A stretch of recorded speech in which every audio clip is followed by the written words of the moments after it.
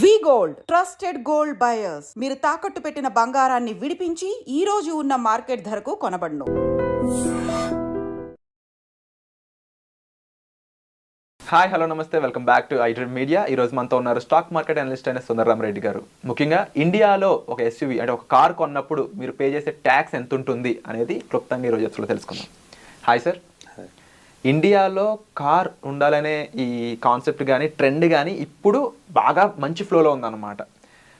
So ఇలాంటి టైంలో ఒక కార్ నేను ఒక ఎస్యూవీ కొంటున్నాను, ఒక 15 లక్షలు 20 లక్షలు పెట్టి అనుకుంటే దాని మీద నేను ఎంత ట్యాక్స్ కట్టాల్సి వస్తుంది?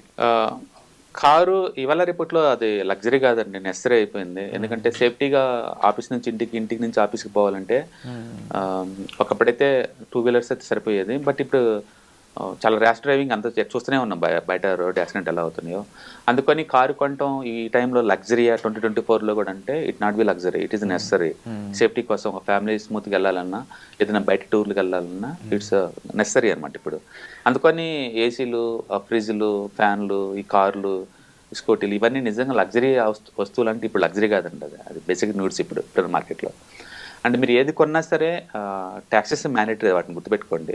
ఫర్ ఎగ్జాంపుల్ ఈ ఎగ్జాంపుల్లో మనం చూసుకున్నట్టు ఒక డీజిల్ మీరు ఎస్యూజెట్ కొన్నారనుకోండి, ఎక్స్యూవీ, అది మీరు ఆల్మోస్ట్ 14 లాక్ అవుతుంది. అది వాటికి ట్యాక్స్లు మనం చూసామనుకోండి, ఎస్జీఎస్టీ కానీ సిజిఎస్టీ కానీ అంటే చెస్ కానీ మొత్తం కలుపుకుంటే దగ్గర 7 లక్షలు అవుద్ది.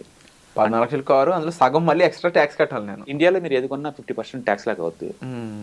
అదే మీరు ఇంపోర్ట్ చేసుకున్నారనుకోండి 100% అవుతుంది. ఇంపోర్ట్స్ కార్ మీద అనుకోండి 100% ట్యాక్స్ కట్టాల్సిందే. అందుకని మీరు ఎలాంటి కార్లు కొంటున్నా టోటల్ కార్ వాల్యూ ప్లస్ ఈ ట్యాక్సెస్ మొత్తం కలుపుకుంటే నీకు ఆల్మోస్ట్ 21 lakhs వస్తుంది ఇక్కడ.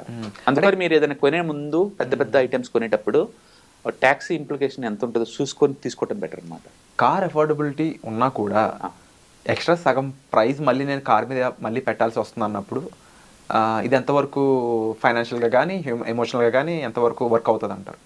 ప్రతిదీ మనం మనీ మ్యాటర్లో చూడలేము. చెప్పాను కదా, ఇప్పుడు నెసరీ అనుకోండి, మనం ఒక 100 కిలోమీటర్ల రోజు జర్నీ చేసి రావాలి అనుకున్నప్పుడు స్కూటీ మీద నువ్వు పోయి రాలేవు. 5 కిలోమీటర్లు అనుకుంటే ఓలా ఓబర్ ఉన్నాయి కాబట్టి నువ్వు వాడుకుంటావు. అందుకని ఓలా ఓబర్ ర్యాపిడో ఉన్న ఈ రోజుల్లో కూడా ఇంకా కారు కొంటున్నారు అంటే బహుశా వాళ్ళకి నెసరీ అయి ఉండొచ్చు. ఓకే, నెసరీ అన్నప్పుడు తప్పదు, ఇంకా ఆ రేట్ ఇలా ఉంటాయి కాబట్టి. ఓకే, అంటే బెస్ట్ థింగ్ ఏంటంటే ఒక 4-5 క్రితం 4-5 సంవత్సరాల ముందే ప్లాన్ చేసుకున్నారు అనుకోండి, ఏదైనా మ్యూచువల్ ఫండ్ అలాంటి వాటిలో ఒక 5 లాక్ పడేసాం అనుకోండి, అవి గ్రో అయిన తర్వాత వాటిని ఎస్డబ్ల్యూపీగా పెట్టేసేసి ఇలాంటి వాటిని ఈఎంఐలా పెట్టుకుని కొనుక్కోవచ్చు అనమాట, తప్పేం లేదు. ట్యాక్స్లు అనేది అది కోర్ ప్రొడక్ట్లో కలిపే ఉంటుందండి, దాన్ని విడిగా చూడమాకండి. అంటే మీరు 4 వెళ్ళి హోటల్లో భోజనం చేశారనుకోండి, 4 కాదు అక్కడ ఉంది 5 అనమాట. ఆ కనిపించినోడు గవర్నమెంట్ వాడు భోజనానికి రాలేదు కాబట్టి వాళ్ళ వాటా నువ్వు జిఎస్టీ రూపంలో కట్టాలి. అంటే దీని గురించి ఆల్రెడీ సోషల్ మీడియాలో కానీ కొన్ని కాన్ఫరెన్స్ లో ఒక మాట వస్తుంది, స్లీపింగ్ పార్ట్నర్. గవర్నమెంట్ తెలియకుండానే మనతో పాటు ట్రావెల్ చేస్తున్న ఒక మనిషి. అవును, అది గవర్నమెంట్ స్లీపింగ్ పార్ట్నర్ యావరేజ్ మీద ప్రతి వ్యక్తి జీవితంలో ఒక 40 to 50% దాకా ఉంటాయి, అన్ని కలుపుకుంటే, అన్ని ట్యాక్స్లు కలుపుకుంటే. ఫర్ ఎగ్జాంపుల్ ఇప్పుడు కంపెనీ పాయింట్ ఆఫ్ మనం చూసాం అనుకోండి, రిలయన్స్ ఉందనుకోండి, సంవత్సరానికి ఆల్మోస్ట్ ఒక 70,000 కోట్లు సంపాదిస్తుంది. అందులో కార్పొరేట్ ట్యాక్స్ గవర్నమెంట్కి వాళ్ళు 23% కట్టాలి. అవి కట్టంగా డబ్బు మిగిలిపోయింది అనుకోండి, వాటిని డివిడెండ్ రూపంలో పంచుతారు ఈ షేర్ హోల్డర్స్ అందరికి. డివిడెండ్ డిస్ట్రిబ్యూషన్ ట్యాక్స్ మళ్ళీ అది కట్టాల్సిందే, అది 22% దాకా ఉంటుంది. వాటిని కడతారు. కట్టిన తర్వాత వచ్చే డబ్బులతో నువ్వు లైఫ్ ని ఎంజాయ్ చేద్దాం అనుకున్నావు అనుకోండి, మళ్ళీ 18% జిఎస్టీ కట్టాలా. అంటే అక్కడ కంపెనీ వాళ్ళకి కార్పొరేట్ ట్యాక్స్ కడుతున్నారు, డివిడెండ్ వచ్చినందుకు నువ్వు ఇన్కమ్ డివిడెండ్ డిస్ట్రిబ్యూషన్ ట్యాక్స్ కడుతున్నావు, ప్లస్ ఆ వచ్చిన డబ్బులు నువ్వు ఏదైనా ఎంజాయ్ చేద్దాం అనుకుంటే మళ్ళీ జిఎస్టీ కట్టాల్సిందే. అందుకని డిఫరెంట్ స్టేజ్ల్లో ట్యాక్స్లు అనేది మామూలు విషయం అనమాట. నువ్వు వద్దనుకుంటే ఫైనాన్స్ కూర్చుండి అంతే. అందుకని ట్యాక్స్లు అనేది కోర్ కాన్సెప్ట్. ఈవెన్ హౌస్ కూడా ఒక 1 crore హౌస్ అనుకున్నాం అనుకోండి, పేరుకి అది 1 crore అండి, దాన్ని మెయింటెనెన్స్ అండ్ పార్కింగ్ ఫీజులు, అమ్యూనిటీస్ అని చెప్పేసి వాడు 10 రకాల అమ్యూనిటీస్ మొత్తం కలిపి ఒక ప్యాక్ లాగా 10 లక్షలు వేస్తాను నీ మీద.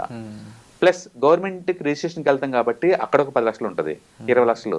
ప్లస్ ఇంటీరియర్ డెకరేషన్ చేసుకోవాలి కాబట్టి వుడ్ వర్క్ ఏమి ఇవ్వరు కదా, దానికి 20 అవుద్ది. అంటే మీకు 40% దాకా అవుద్ది మళ్ళీ. అంటే ఒక 1 కోటి రూపాయలు ఇల్లు అని చెప్పాడంటే అవతల వాళ్ళు, నీకు ఇంకో 40+ అవుద్ది నీకు గ్యారెంటెడ్గా. అలా చూసుకొని మీరు వెళ్ళాలి తప్ప నాకు ట్యాక్స్లు వద్దు అంటే కుదరదు అక్కడ. అవి దాంట్లో పార్ట్ అనమాట అవన్నీ. సో ప్రొడక్ట్ మీద ట్యాక్సేషన్ అనేది మనం తగ్గించలేని పరిస్థితి. అవి తగ్గించలేవు. నువ్వు వద్దనుకుంటే రెంట్ కొనండి అంతే.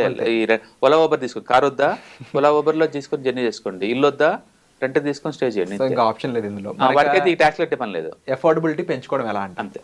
నేను చెప్పాను కదా, మీరు ముందే ఒక 4-5 ఇయర్స్ ముందే ప్లాన్ చేసుకున్నాను అనుకో, కారు కొందామన్నా, ఒక ఇల్లు కొందామన్నా ఒక 10-15 ఇయర్స్ ముందే ప్లాన్ చేసుకోవడం ద్వారా మనం ఒక ఆర్గనైజ్ చేసుకోవచ్చు.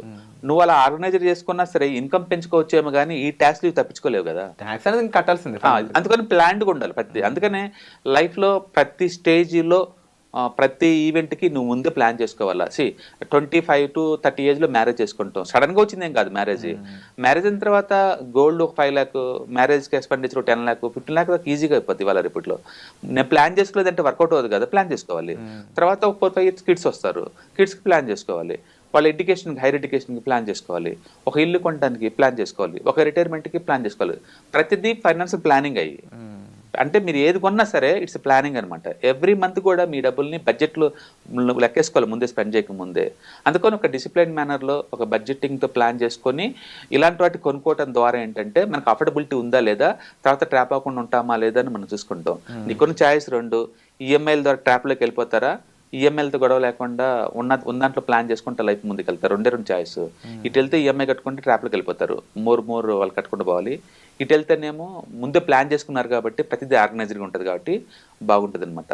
అందుకని టూ మచ్గా ఈ గవర్నమెంట్ మీద మనం కంప్లైంట్ చేసే బదులు ఈ ట్యాక్స్లు అవి అని మొత్తం కంప్రహెన్సివ్గా మనకి ఎంత కట్టాల్సి వచ్చిందని ముందే ప్లాన్ చేసుకొని ఒక 4-5 years ముందే కనుక మీరు ప్లాన్ చేసుకుంటే మనం తక్కువ రేట్. సపోజ్ ఇప్పుడు ఇక్కడ 20 లక్షలు అనుకుంది ఎగ్జాంపుల్ కారు, నాకు నేను 6-7 lakh నేను ప్లాన్ చేసుకుంటాను ఒక 5 years బ్యాక్ చేసుకున్నాను అనుకోండి. 5 lakh మ్యూచువల్ ఫండ్లో పెట్టాను. అది కనుక ఇయర్లీ 20% గ్రో అవుతుంది అనుకోండి, కొంచెం అమౌంట్ పెరగగానే అవి 10 lakh అవ్వగానే అందులో ఉంచి నేను ఎస్డబ్ల్యూపీ పెట్టుకుంటాను, లోన్ తీసుకుంటాను, కార్ లోన్. టాక్సేషన్ పెరగడం ద్వారా ఫైనాన్షియల్ ఎడ్యుకేట్ అవుతారు జనాలు.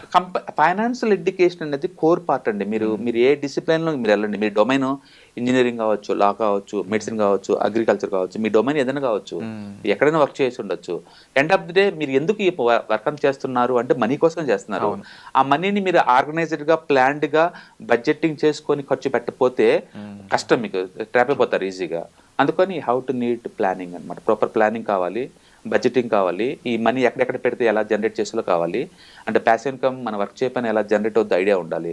అందుకని ఫైనాన్షియల్ లిటరసీ పెంచుకొని, ఇన్కమ్ పెంచుకొని వాటిని జాగ్రత్తగా ప్లాన్ చేసుకోవటం ద్వారా ఎలాంటి వస్తువులను కొనుక్కోవచ్చు పెయిన్ తక్కువతో అంటుంది అది. బట్ కరెంట్ రియాలిటీ ఎలా వర్క్ అవుతుంది అనేది మాకు తెలియజేస్తుంది కూడా. Thank you so much. Right. Yeah hi. ప్రస్తుతం ఉన్న ప్రపంచంలో ఫైనాన్షియల్ లిటరసీ అనేది ఎంత ఇంపార్టెంటో అందరికీ ఇప్పటికే అర్థమై ఉంటుందండి. సో స్టాక్ మార్కెట్కి వచ్చేసరికల్లా ఇది చాలా అప్ అండ్ డౌన్స్ అవుతూ ఉంటాయి. మార్కెట్ చాలా వాలటిలిటీ ఎక్కువ ఉంటుంది. వేరే అసెట్ క్లాస్తో పోల్చుకుంటే ఇక్కడ టూ మచ్ వాలటిలిటీ ఉంటుంది. సో దీన్ని ఎలా హ్యాండిల్ చేయాలి, and ETFs, index funds, mutual funds ద్వారా ఎలా మనీ మేక్ చేసుకోవచ్చు, ఇది టోటల్ మీకు ప్యాసివ్ ఇన్కమ్ లాగా as well as active income లాగా ఎలా ఉపయోగపడుతుందో ఈ ప్రోగ్రామ్ ద్వారా మీకు నేర్పడుతుంది. కాబట్టి ఇంట్రెస్ట్ ఉన్న పార్టిసిపెంట్స్ ఈ కింద రోల్ అవుతున్న నెంబర్కి పింగ్ చేసుకొని సీట్స్ బుక్ చేసుకోండి. Thank you.